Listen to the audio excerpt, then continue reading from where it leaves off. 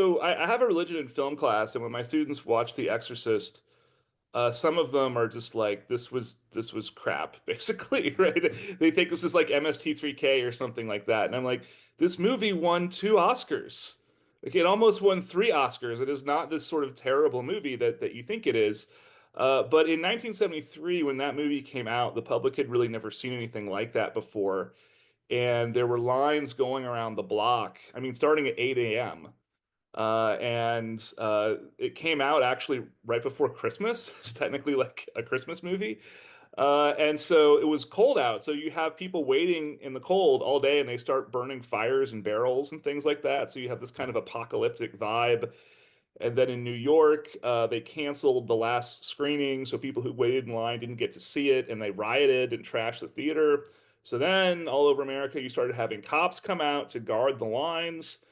And then when people actually did get to see the movie, a lot of them just couldn't take it and would just sort of get up and go out in the lobby, or they would throw up, or they would pass out. One person passed out and cracked his skull on the armrest and sued Warner Brothers, said you put subliminal images in the movie, which they actually did, and that caused me to faint.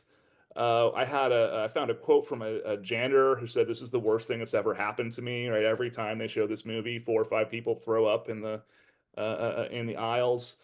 And then you had people who actually were having mental breakdowns, right? So one person attacked the screen, one person wandered straight from the theater and showed up somehow shirtless and shoeless in a cathedral and had to be sort of wrestled into an ambulance.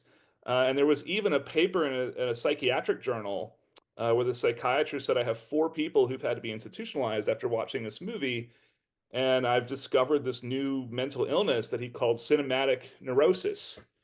So this was this huge phenomenon that's largely unprecedented. I think the closest thing before this was actually when Frankenstein came out in the 1930s. There were sort of stories which I think were more kind of hype of, having to have smelling salts in the theaters and things like that because people were fainting.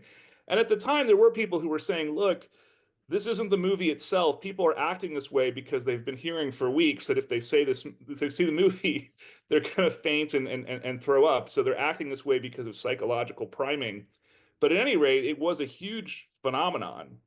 And the baby boomers definitely remember this. And people like Billy Graham said that there is evil in the very celluloid of the film. And I even have professors that I trained under and that I really look up to who've never been able to watch The Exorcist. Because even as adults who, study religion and deconstruct ideas of the supernatural and so forth, they just can't handle it, right?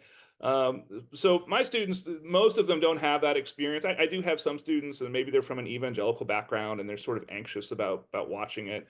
But generally, they don't have those kinds of reactions. So I just tell them, ask your parents or ask your grandparents what they know about this movie, and they may have a very different perspective or a very different memory of what it was like to watch it.